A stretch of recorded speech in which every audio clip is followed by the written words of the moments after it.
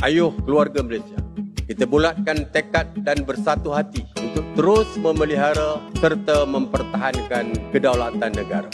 Sebagai keluarga Malaysia yang besar, kita harus bertoleransi dalam semua perkara.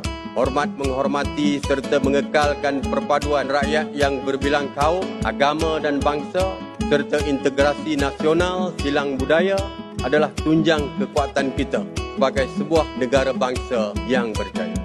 Umpama selembar benang dikait, ditenun dan dijalin, akhirnya menjadi kain yang sempurna indah.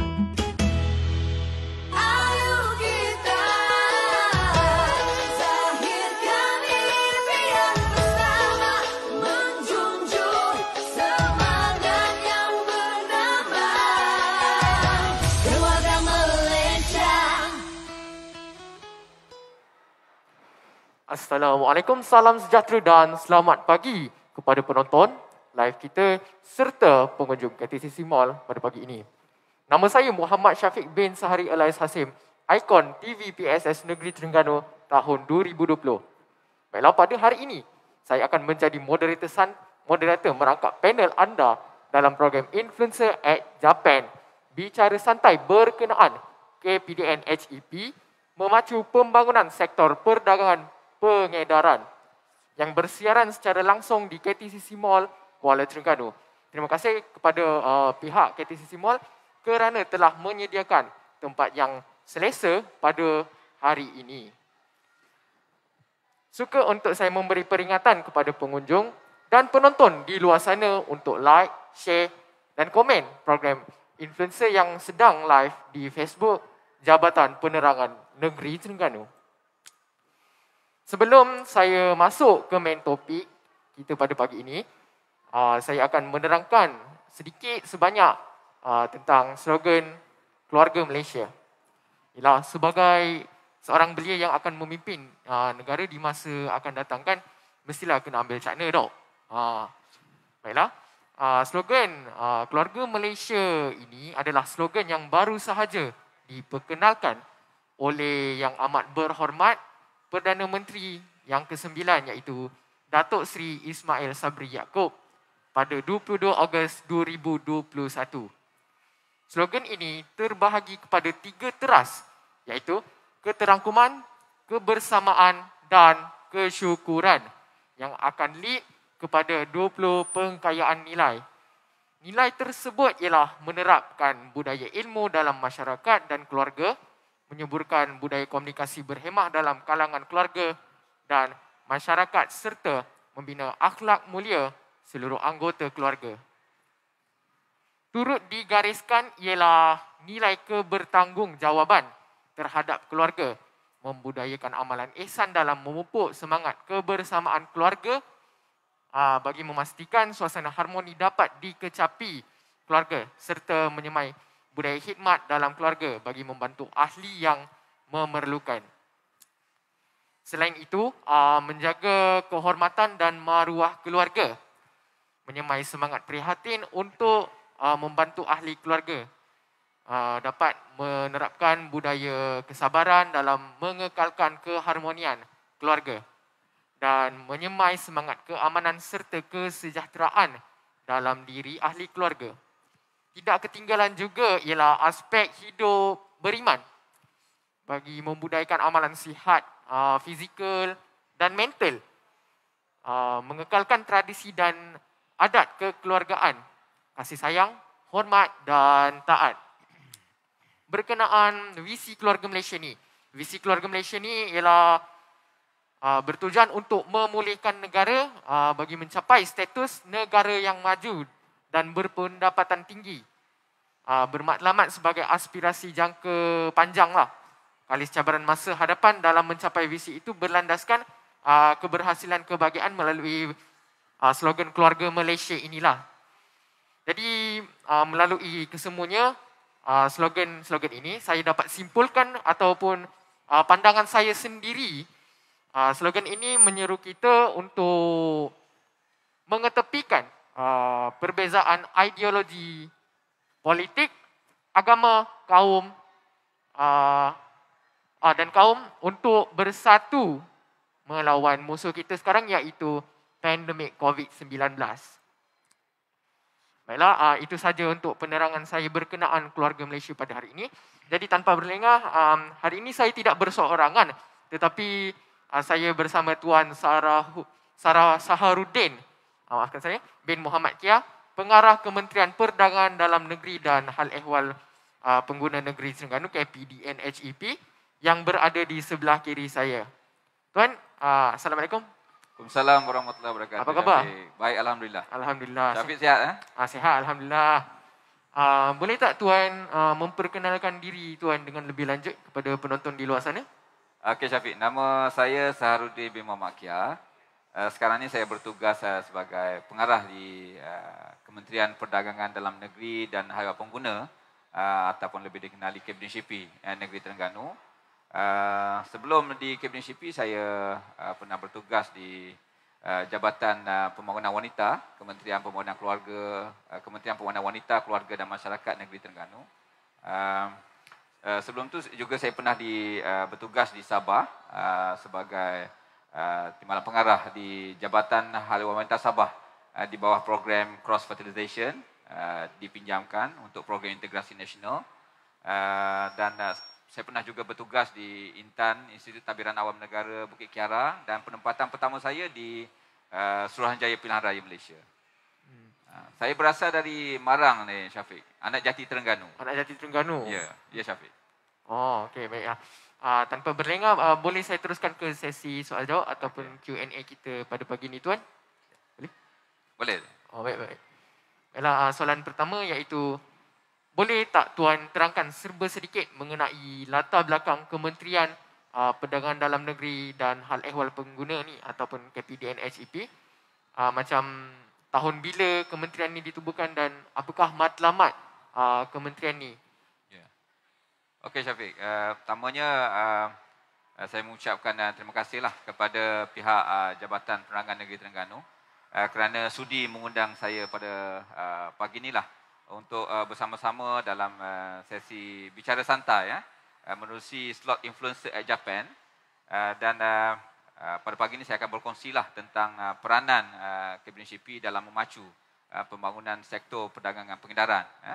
Jadi untuk makluman para pengunjung KTCC Mall dan juga pendengar slot Influencer at Japan, Kementerian Perdagangan Dalam Negeri dan Hal Ehwal Pengguna ataupun lebih dikenali sebagai Kabinet Shipi telah ditubuhkan pada 27 Oktober 1990. Dan matlamat penubuhan Kabinet Shipi ini adalah untuk menggalakkan pembangunan perdagangan dalam negeri yang berdaya maju, berdaya saing dan berdaya mampan, khususnya dalam sektor perdagangan pengedaran. Jadi bermula daripada tarikh penubuhan pada 1990 sehinggalah ke saat ini, berlaku banyak perubahan sebenarnya dalam Kabinet Shipi sendiri. Sama ada dari sudut nama, struktur dan fungsi. Malah ada setengah tu masih janggal nak menyebut Kabinet Shipi. Sebab sebelum ni kita ada elemen koperasi. Kalau dulu dikenali dengan Kementerian Perdagangan Dalam Negeri, Koperasi dan Kepenggunaan. Jadi sekarang ni dah kembali kepada nama asalnya, Kementerian Perdagangan Dalam Negeri dan Hal Ehwal Pengguna. Dan maafkan saya. Ya. Dia punya function dia still samalah daripada tahun Sama. Cuma ada sudut peranan tu. Kalau dulu kita ada peranan koperasi, so sekarang ni koperasi telah beralih ke Kementerian Pembangunan Usahawan di bawah MIDEC. Dan dalam konteks negeri Terengganu sama juga, kita dari sudut struktur perubahan dan sebagainya kita berubah. Kalau dulu kita ada cawangan penguatkuasa saja di jalan pejabat, pejabat kita pun berpindah beberapa kali. Sehinggalah sekarang ni kita berada di hadapan bulatan ladang.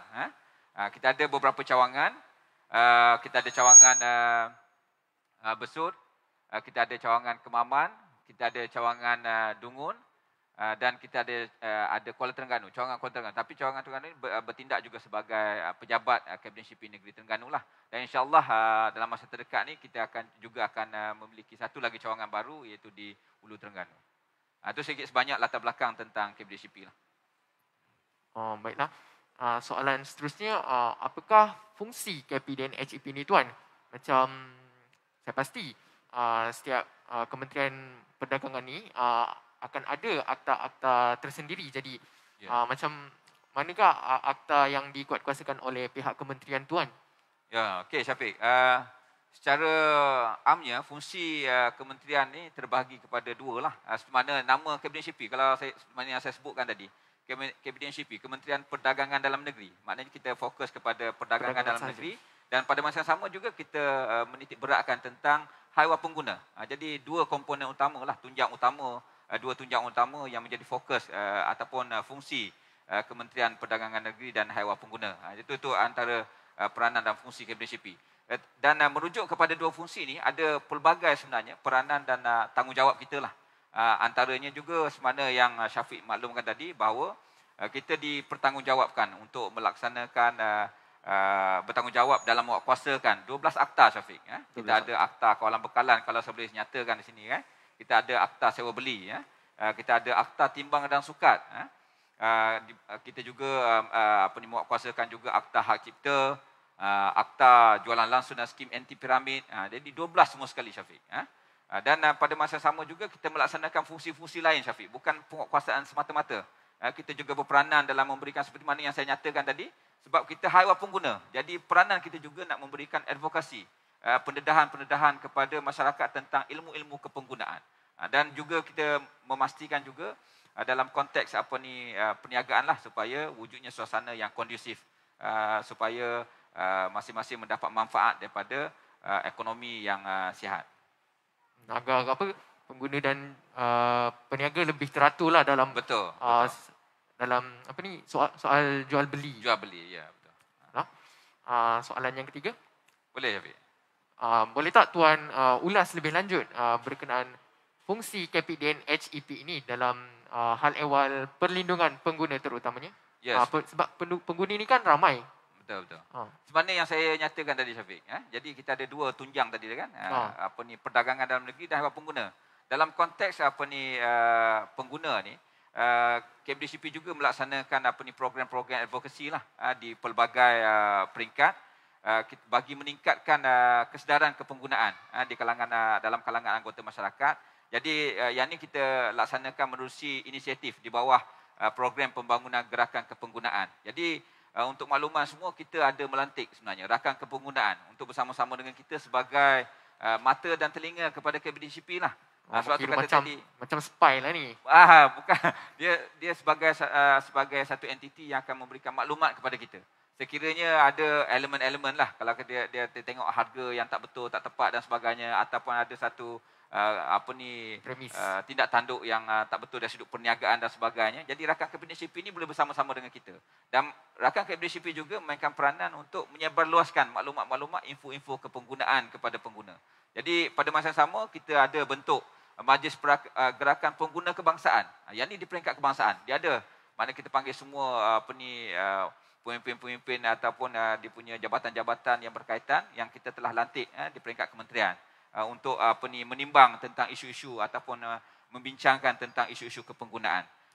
Yang tu di peringkat kebangsaan. Di peringkat negeri kita ada Gerakan Pengguna Negeri, untuk makluman Syafiq dan juga kepada semua pengunjung di KTCC Mall.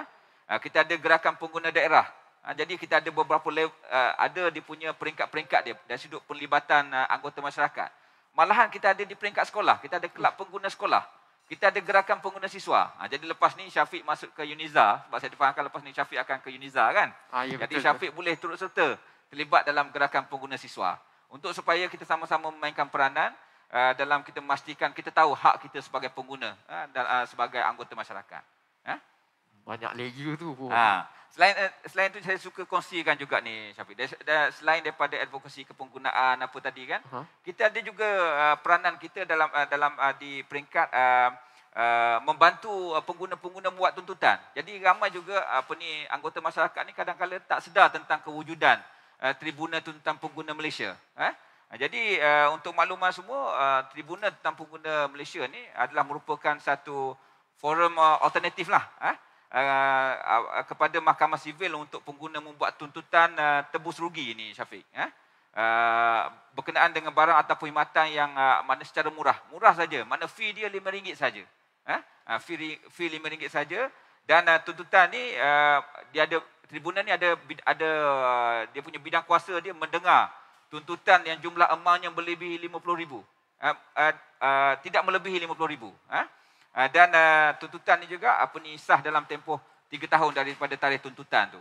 Jadi yang ni pun saya suka maklumkan kepada pengunjung-pengunjung KTCC dan juga pendengar influencer at Japan ni, supaya memahami tentang fungsi dan peranan tribunal tentang pengguna Malaysia. Walau macam mana pun tribunal ni dia menjurus kepada tuntutan-tuntutan berkait dengan kita beli barang ataupun perkhidmatan untuk kegunaan sendirilah, isi rumah, bukan untuk tujuan perniagaan. Okey Syafiq itu sedikit sebanyaklah tentang fungsi dan peranan Kabinet CP. Tengok tu ada TTPM. Kalau korang tak tahu, hari ni korang tahu. Soalan yang seterusnya, soalan keempat. Ya. Apa yang saya tahu, KPDN HAP ni macam Tuan cakap tadi, bertanggungjawab dalam mengawasi penjualan, pengedaran barang-barang kawalan, barang petroleum dan petrokimia. Juga urus niaga jualan langsung. Jadi boleh tak Tuan kongsikan berkenaan kaedah yang digunakan oleh pihak kementerian dalam mengawal selia perkara ini? Ya Syafiq. Untuk makluman semualah, urus niaga barang-barang kawalan berjadual ni seperti gula, tepung gandum, minyak masak, simen, gas petroleum cecair ataupun LPG yang kita pakai kat rumah tu Syafiq, 14 kilo apa semua sekali tu. Dan ayam memerlukan satu lesen lah yang dikeluarkan oleh pengawal bekalan. Jadi permohonan lesen barang kawalan berjadual ni terdiri daripada lesen mengilang, lesen borong dan juga lesen runcit. Ini untuk makluman semua. Jadi dari sudut penjualan barangan petroleum dan petrokimia ni, Kabinet CP mengawal selia aktiviti pemasaran dan pengedaran bahan-bahan ini dengan mengeluarkan lesen kebenaran Akta Kemajuan Petroleum ataupun PDA, lesen PDA dipanggil, yang kita keluarkan berdasarkan aktiviti-aktiviti seperti perusahaan stesen minyak. Nak buka stesen minyak kena ada lesen PDA. Yang tu kena mohon dengan Kabinet CP. Kalau nak buka stesen minyak, portable container system (PCS) dipanggil. Jadi kita nak menjalankan perkhidmatan bunkering antara ship to ship ke dan sebagainya tu, yang orang jual minyak tu kan, dengan kepada ke kapal dan sebagainya. Bunkering, menjalankan perkhidmatan pengangkutan bahan-bahan petroleum, dan juga memasar borong bahan-bahan berasaskan petroleum ataupun LPG. Jadi yang ni tanggungjawab Kabinet CP. Sebab kadang-kadang orang tak perasan juga tentang peranan. Orang nampak ni Kabinet CP ni pengawasan saja. Nampak dekat luar je lah, tapi dalaman dia, betul. Dalaman dia kita buat kerja dalam diam. Ya, banyak sebenarnya fungsi ataupun peranan Kabinet CP ni yang kadang-kadang anggota masyarakat tak tahu. Jadi slot hari ni saya boleh kongsikan kepada para pendengar slot influencer at Japan. Soalan seterusnya, sebentar tadi Tuan ada ulas mengenai kaedah kan, baru je tadi, yang pihak kementerian gunakan dalam mengawal selia penjualan barangan kawalan ni. Bagaimana pula dari sudut harga kawalan barangan ni? Adakah ianya dikawal dan berapa pula harga kawalan yang telah ditetapkan oleh pihak kementerian? Untuk makluman Syafiq dan para pendengar sekalian, tidak semua barang kawalan ni seperti yang saya nyatakan tadilah, kita kawal kementerian kawal harganya. Sebagai contoh harga ayam di mana ianya hanya dikawal semasa musim-musim perayaan, skim kita panggil itu skim harga maksimum musim perayaan. Jadi pada waktu tu permintaan meningkat dan biasanya akan memberi tekanan kepada harga lah. Jadi untuk mengelakkan harga tu terlampau tinggi dan sebagainya, kerajaan melaksanakan menerusi Kabinet CP melaksanakan skim harga maksimum musim perayaan. Kerajaan telah memilih maknanya untuk skim harga maksimum ni sebab kita ada beberapa perayaan di negara kita, Deepavali, Christmas dan sebagainya. Jadi setiap ni barang-barang keperluan yang kita tentukan untuk skim harga maksimum ni berdasarkan keperluan ataupun tumpuan pengguna pada ketika tu. Jadi kalau sekiranya kita tak kawal ni, dia akan memberikan satu tekanan harga sebab permintaan terlampau tinggi.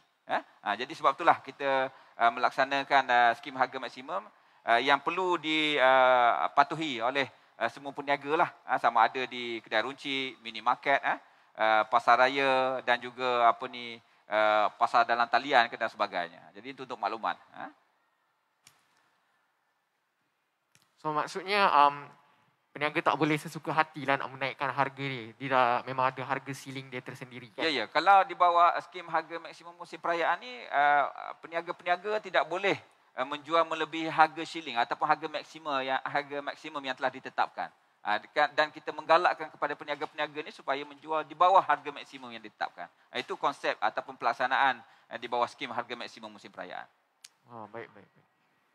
Jadi kita berhenti seketika untuk tayangan video kempen beli barangan buatan Malaysia dan advokasi cara pembelian, penggunaan dan pembuangan kit ujian COVID-19. Jom sama-sama kita saksikan.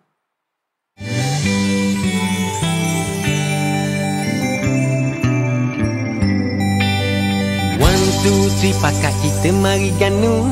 1, 2, 3 ramai-ramai kita serbu. 1, 2, 3 gengsi kita takkan jemu. 1, 2, 3 negeri Terengganu memang padu. Semua 3 pakat kita mari ganu. Semua 3 ramai-ramai kita serbu. Semua 3 gengsi kita takkan jemu. 1, 2, 3 negeri Terengganu memang padu. Amber bawa family ronda Ganu sana sini. Amber naik motor tengok kanan tengok kiri. Lalu batu buruk nampak comel pemandangan. Ramanya orang duk lepak-lepak tepi jalan. Singgah pasal payang cari periuk belanga. Macam-macam barang tembaga batik pun ada. Bertuahnya Amber jadi anak Terengganu.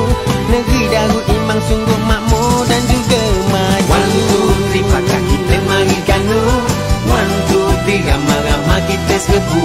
1, 2, 3 gengsi kita takkan jemu.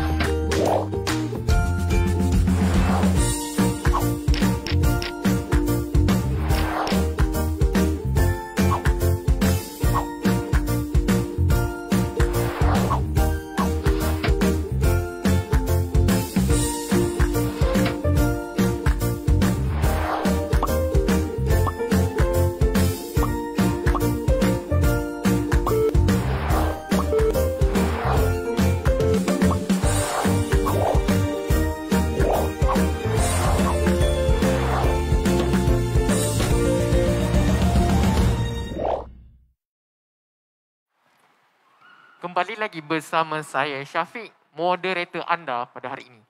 Kepada pengunjung yang baru saja tiba di KTCC Mall, hari ini saya bersama Tuan Saharuddin bin Muhammad Kia, Pengarah Kementerian Perdagangan Dalam Negeri dan Hal Ehwal Pengguna Negeri Terengganu, KPDN HEP. Dalam program Influencer at Japan, bicara santai, KPDN HEP memacu pembangunan sektor perdagangan pengedaran.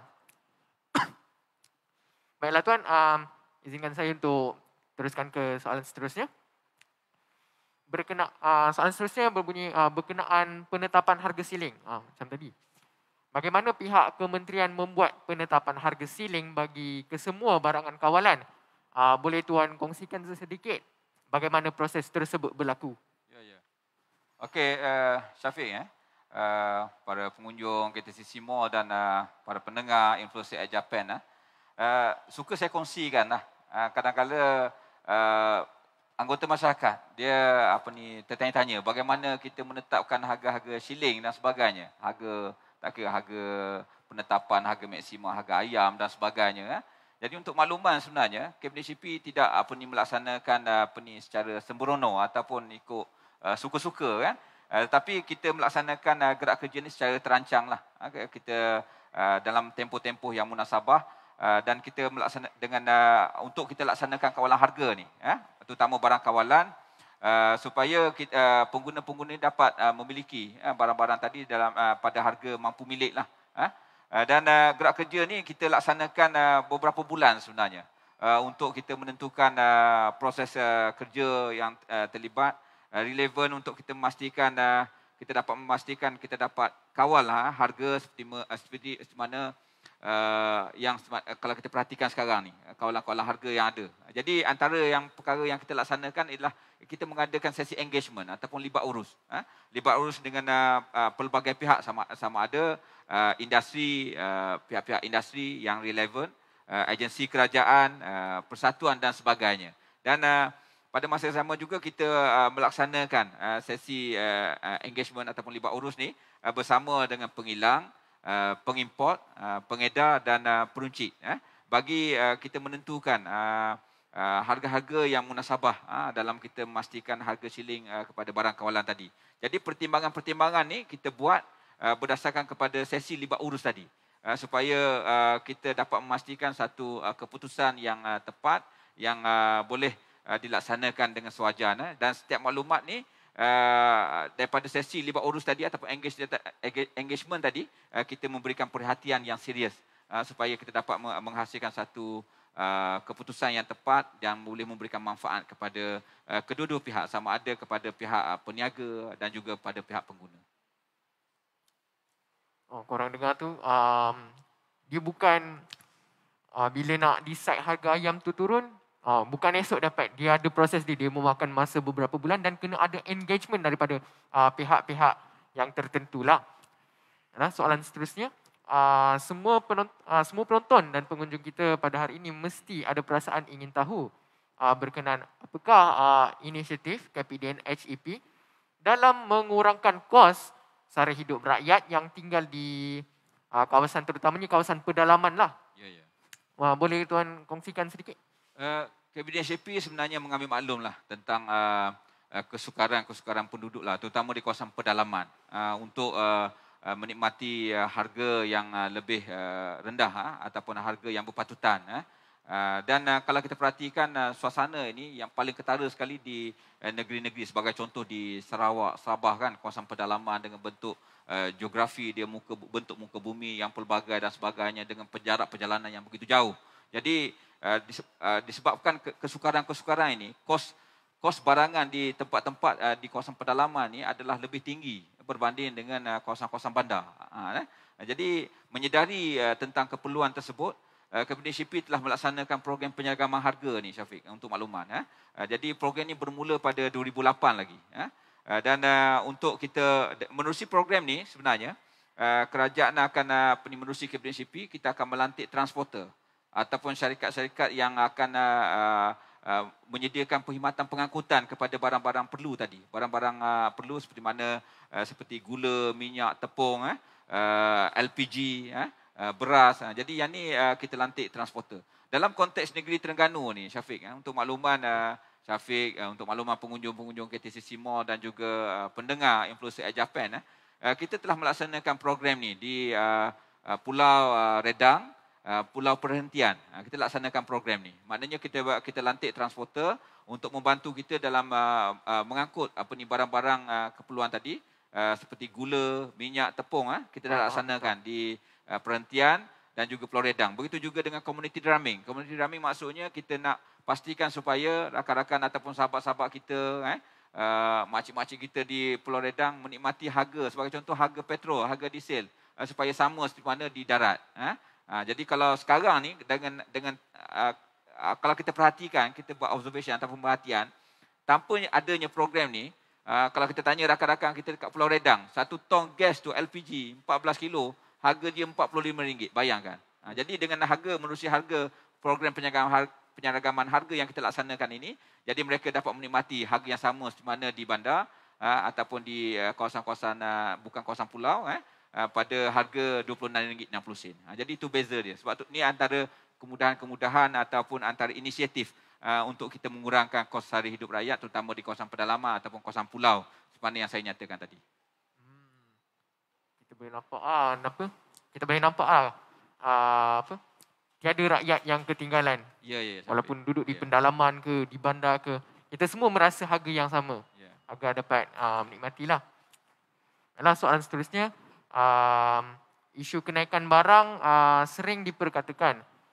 Baru-baru ni timbul lagi keluhan rakyat di mana ada segelintir peniaga sesuka hati menaikkan harga dengan alasan Pembinaan tinggi lah, barang sukar diperolehi lah. Jadi bagaimana pihak KPDN SEP ni memantau peniaga-peniaga yang sebegini rupa? Okey, untuk makluman hadirin dan pendengar sekalian, apabila pihak kami menerima aduan, seperti mana yang Syafiq nyatakan tadi tentang kenaikan harga barang dan sebagainya, premis perniagaan tersebut akan kita kemukakan notis.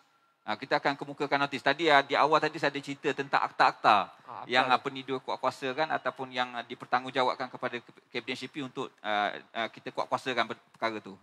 Jadi di bawah akta kawalan harga anti pencatutan 2011 ni, kita akan kemukakan notis. Kalau kita terima aduan tentang kenaikan harga, kita akan kemukakan notis di bawah Seksyen 21. Akta kawalan harga anti pencatutan 2011. Jadi notis yang kita keluarkan ni mewajibkan peniaga untuk memberi maklum balas. Peniaga kena bagi maklum balas kepada kita. Tentang maklumat-maklumat berkaitan dengan perincian harga jualan, lepas tu kos barangan. Sebab kita nak pastikan supaya tidak berlaku anti pencatutan. Anti pencatutan ni maksudnya berlaku usaha-usaha untuk mendapatkan keuntungan yang tidak munasabah. Jadi kalau sekiranya kita dapati mereka laksanakan kesalahan ni, laksanakan kenaikan harga yang tak munasabah ni, nak mendapatkan keuntungan yang lebih, jadi mereka ni boleh diambil tindakan lah di bawah akta kawalan harga anti pencatutan 2011. Dan kalau sabit kesalahan ni agak tinggi juga hukuman dia, Syafiq. Jadi kalau sabit kesalahan ni boleh didenda sehingga RM100,000 atau dipenjara, ataupun tidak melebihi 3 tahun atau kedua-duanya. Jadi kalau untuk syarikat pula boleh didenda sehingga RM500,000. Jadi itu di bawah kalau yang kita laksanakan sebelum ni. Jadi yang terbaru, kalau kita tengok baru ni ada dibangkitkan tentang isu harga ayam. Harga ayam yang tinggi sampai RM10 dan sebagainya. Jadi antara usaha yang kita buat, kalau tadi saya beritahu, saya nyatakan kita keluarkan notis. Jadi notis ni kadang-kadang dia akan makan masa sedikit. Jadi antara cara kita supaya perkara ni kita dapat selesaikan dengan cara yang segera, kita telah mengeluarkan surat pemberitahuan kepada peniaga. Kalau kita dengar ada peniaga-peniaga menaikkan harga, kita keluar surat pemberitahuan untuk peniaga itu sendiri bagi tahu berapa harga dia dan sebagainya. Dan kita akan sarankan supaya peniaga ni menurunkan harga yang supaya mereka dapat memberikan satu harga yang munasabah.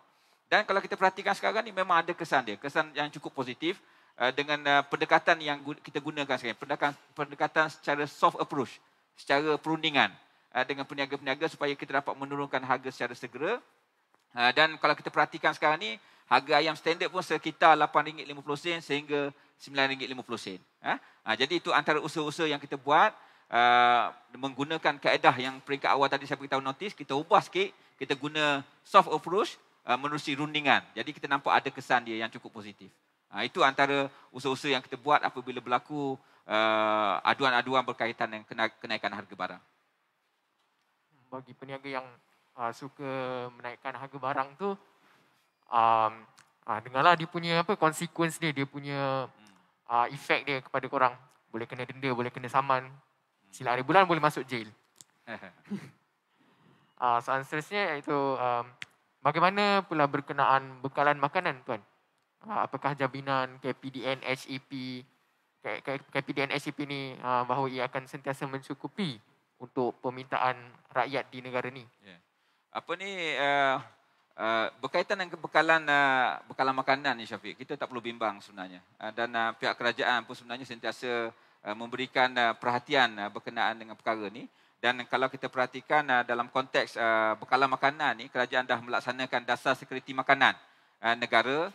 Dan dalam konteks ni KPDN SEP bekerjasama dengan Kementerian Pertanian dan Industri Makanan ataupun MAFI. Jadi menerusi engagement perbincangan berkala yang dibuat ni, kita nak memastikan setiap kementerian ni menjalankan fungsi masing-masing lah. Jadi MAFI melaksanakan fungsi MAFI, ataupun Kementerian Pertanian Industri Makanan tadi melaksanakan fungsi dia, dan KPDN SEP melaksanakan fungsi kita. Sebab kita kena ingat, apabila kalau kita perhatikan sekarang ni dalam kalangan masyarakat kita, bila bercakap tentang harga barang, semua menuding jari kepada KPDN SEP. Sedangkan kita masyarakat perlu tahu bahawa pada masa yang sama faktor-faktor harga ni ditentukan juga kepada bekalan. Jadi bekalan ni menjadi tanggungjawab kepada Kementerian Pertanian dan Industri Makanan. Jadi apabila makanan bekalan makanan tadi berada dalam pasaran, kita pula yang akan memantau dari sudut harga dan sebagainya. Sebab tu kita perlu bekerjasama untuk memastikan kestabilan, terutama dari sudut kestabilan harga. Dan sehingga saat ni kita tak ada masalah dari sudut engagement ini, dari sudut kerjasama ni, dan barang makanan kita bagi jaminan bahawa tak ada masalah, khususnya di Terengganu. Jadi pada masa yang sama juga kita di peringkat KMDCP juga mengadakan pertemuan, macam saya kata tadi, kita buat engagement dengan pengeluar-pengeluar sayur dan buah. Itu ada isu di Cameron Highland kan, yang buang sayur dan sebagainya. Jadi KMDCP ambil tanggungjawab juga mengadakan perbincangan dan sebagainya. Malahan kalau ada lebihan-lebihan ni juga, kalau kata daripada dibuang, dermakan kepada kita untuk kita salurkan kepada pada mereka-mereka yang memerlukan menerusi program food bank. Jadi ini antara usaha-usaha yang kita laksanakan. Jadi itu sebagaimana soalan Syafiq tadi, kita bagi jaminan bahawa bekalan makanan terutama khususnya di Terengganu mencukupi, tak ada masalah. Baiklah, korang di luar sana jangan risau, bekalan makanan kita mencukupi. Soalan seterusnya iaitu apakah bentuk pemeriksaan yang dilakukan oleh penguatkuasa KPDN HEP ini sepanjang tempoh program pemulihan negara PPN, dan apakah hasilnya? Adakah memuaskan Tuan? Okey, kita di Kabinet HEP ni kita ada anggota pegawai dan anggota penguatkuasa seramai 116 orang kita ada. Dan kita ada juga pegawai pemantau harga. Jadi untuk makluman, kita bukan saja sepanjang tempoh program pemulihan negara ni memang menjadi tugas dan tanggungjawab kita. Jadi anggota pegawai dan anggota penguatkuasa serta pegawai pemantau harga ni dia akan keluar secara rutin harian. Memang tugas kita. Kalau kita perhatikan sekarang ni di mana-mana pun ada anggota penguatkuasa melaksanakan tugas-tugas dia dari sudut melaksanakan pemeriksaan dan sebagainya. Jadi dalam tempoh pelan pemulihan negara ni juga kita ada melantik kita panggil peruncit terpilih daerah ataupun dedicated district retailer. Kita ada lantik di Terengganu ni sebanyak 160 DDR, dan juga kita melantik 74 pemborong terpilih daerah ataupun DDW. Jadi ini berbalik kepada tadi yang kita bagi tahu tadi, yang saya nyatakan tadi, bahawa jaminan bekalan makanan di Terengganu ni mencukupi, tak ada masalah. Sebab kita dah melantik DDW dan DDR tadilah, DDR dengan DDW, dan DDR dengan DDW ni dia boleh menyimpan barang dia melebihi 20% daripada lesen dia. Maksudnya dia boleh tambah 20% supaya tidak berlaku kekurangan bekalan. Jadi peranan anggota pegawai dan anggota penguatkuasa kita, dia akan sentiasa menyelia dan memantau DDR dan DDW tadi supaya bekalan-bekalan makanan ni sentiasa mencukupi dan tidak berlaku sebarang unsur-unsur tadi, pencatutan ataupun menyimpan, menyuruk barang dan sebagainya. Jadi itu antara yang kita laksanakan. Kita nak memastikan bahawa barang kawalan ni sentiasa mencukupi dan untuk dinikmati oleh pengguna-pengguna di Terengganu. Dan untuk makluman juga, Kabinet HEP juga telah diperturunkan kuasa. Jadi kalau kita perhatikan ni, sepanjang tempoh pelaksanaan pelan pemulihan negara, ada SOP, MKN dan sebagainya kan.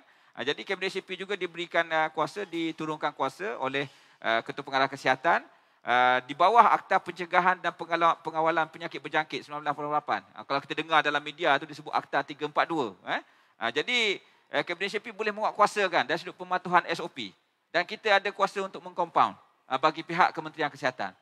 Jadi itu untuk makluman Syafiq. Jadi kita boleh kompaun kalau ada pelanggaran-pelanggaran SOP yang telah ditetapkan oleh pengguna atau anggota masyarakat. Sehingga untuk makluman pengguna sekalian, sehingga 11 Oktober 91 kes kita telah hasilkan, melibatkan pelbagai kesalahan lah. Sama ada melanggar SOP seperti premis gagal mengamalkan penjarakan fizikal, gagal melaksanakan pembersihan dan pembasmian kuman. Jadi setiap premis ni dia kena sentiasa ada dalam SOP tu, ada dinyatakan kena buat pembersihan premis, kena pastikan penjarakan, kena sediakan QR MySejahtera, betul kan? Dan kena hadkan bilangan pengunjung pada satu-satu masa. Itu memang jelas dalam SOP. Dan siapa-siapa yang melanggar atau gagal menyediakan kemudahan-kemudahan ataupun seperti mana yang telah dinyatakan tadi itu, boleh dikenakan tindakan. Itu untuk maklumat Syafiq lah dalam tempoh pelan pemulihan negara ni. Jadi peranan Kabinet CP ni secara menyeluruh. Ada semua. Okey. Oh, ni pun adalah satu benda baru lah bagi saya. Sebab saya ingatkan biasanya pihak KKM, pihak polis dia yang compound. Rupanya Kabinet HEP ni berkuat-kuat, ada kuasa untuk compound orang juga rupanya. Kita diberikan, diperturunkan kuasa oleh Ketua Pengarah Kesihatan di bawah Akta 342. So, penguatkuasa Kabinet CP boleh mengcompound mana-mana pihak yang melanggar SOP, terutama di bawah SOP Sektor Perdagangan Pengedaran. Jadi kalau kita tengok dalam SOP MKN tu, dia ada pelbagai kementerian yang fungsi-fungsi kementerian. Jadi kalau di bawah Sektor Perdagangan Pengedaran tu, terletak di bawah Kabinet CP. Contohnya macam mall. Mall ni berada di bawah Kawaselia, Sektor Perdagangan Pengedaran, itu di bawah Kabinet CP. Itu untuk maklumat Syafiq. Okey. Baiklah, sebelum saya mengakhiri perbualan kita pada pagi ini, boleh tak Tuan berikan saranan ataupun nasihat daripada pihak KPDN HEP ini kepada pengguna ataupun peniaga di luar sana? Silakan Tuan. Okey Syafiq, sebelum saya mengakhiri perbualan kita dalam sesi bicara santai pada hari ini, suka saya memaklumkanlah kepada pengguna-pengguna, kepada pendengar-pendengar Influencer at Japan, kepada pengunjung-pengunjung KTCC Mall, kita tak perlu bimbang tentang keperluan bekalan di Terengganu. InsyaAllah mana sentiasa mencukupi dan kita sentiasa mengambil kira lah. Terutama kita dah menghampiri musim tengkujuh ni kan. Jadi kita sentiasa tengok ada sedikit keperluan-keperluan. Biasanya akan ada sedikit peningkatan dan sebagainya. Tapi macam mana pun kita akan cuba tangani isu-isu berbangkit lah dengan menerusi engagement seperti mana yang telah saya nyatakan tadi. Dan saya juga ingin sarankan kepada para pengguna lah untuk menggunakan kebijaksanaan mereka. Jadi kita sebagai pengguna ni sebenarnya kita ada hak seperti mana saya kata tadi. Sebab tu kita lantik, kita bentuk rakan kepenggunaan, kita ada gerakan pengguna daerah, kita ada penyelesaian kepenggunaan parlimen dan sebagainya untuk sama-sama memainkan peranan supaya masing-masing dapat menyebar luaskan info kepenggunaan. Sebab kita sebagai pengguna kita kena bijak. Kita kena pandai memilih. Jadi Kabinet CP juga ada menyediakan platform untuk kita membuat semakan harga.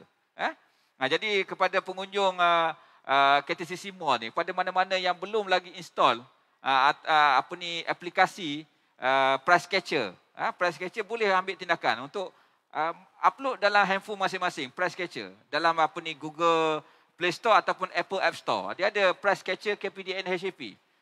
Daripada price catcher ni, dia boleh buat perbandingan harga. Kalau kita duduk di daerah mana, kita nak tengok harga apa? Harga ayam, kita nak tengok harga barang kering, harga barang basah dan sebagainya, ada dalam price catcher. Tadi saya ada sentuh tentang pegawai pemantau harga. Pegawai pemantau harga ni, tiap-tiap hari dia akan pantau harga.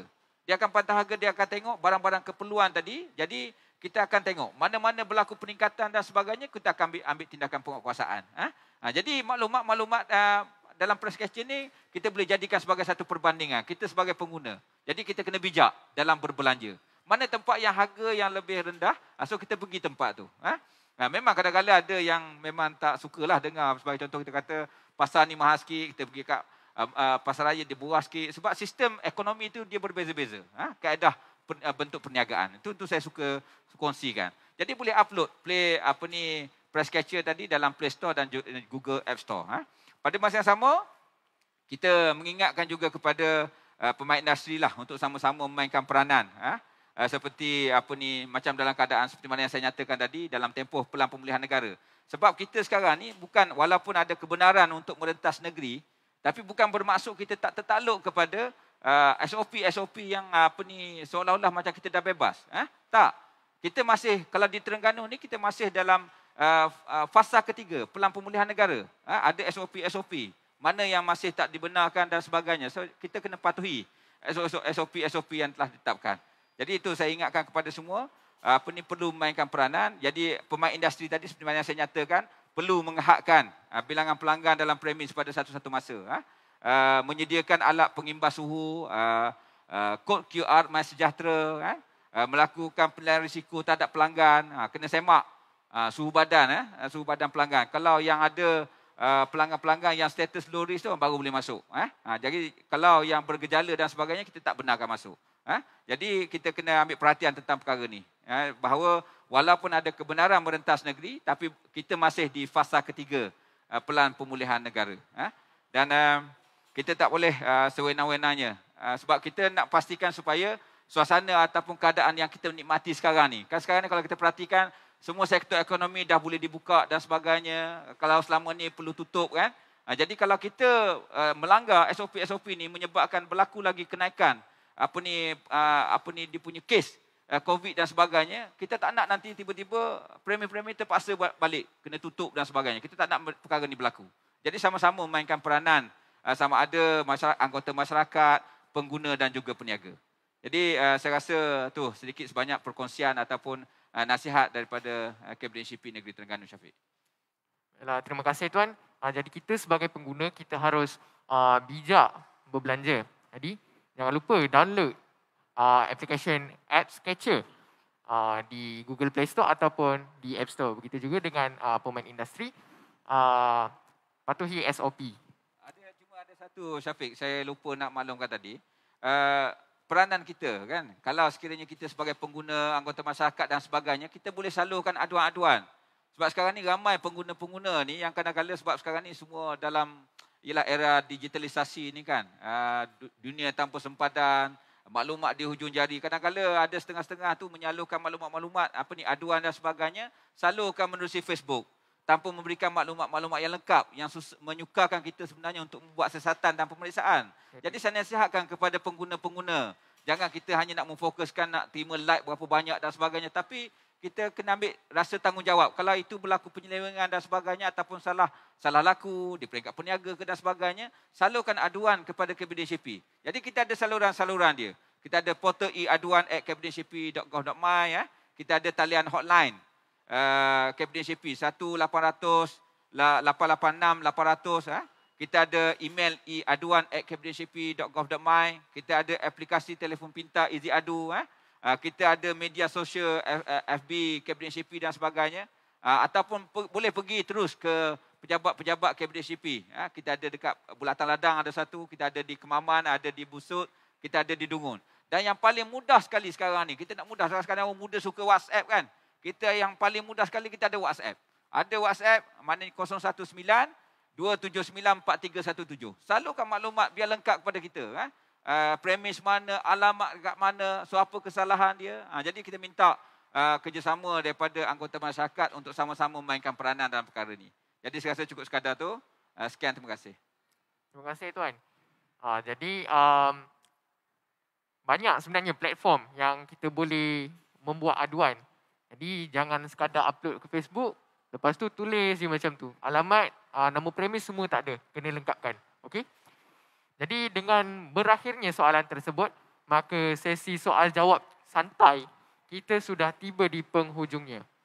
Saya ingin mengucapkan ribuan terima kasih kepada panel jemputan kita iaitu Tuan Saharudin bin Muhammad Kia kerana sudi untuk meluangkan masa dalam bicara santai pada pagi ini. Suka saya memberi peringatan kepada pengunjung di luar sana untuk selalu menjaga SOP walaupun arahan merentas negeri sudah pun diberikan yang amat berhormat Perdana Menteri kita. Pakai mask dan jaga jarak anda. Di sini kami akan tayangkan video berkaitan vaksinasi COVID-19. Jadi mari sama-sama kita saksikan. Sekian daripada saya Syafiq.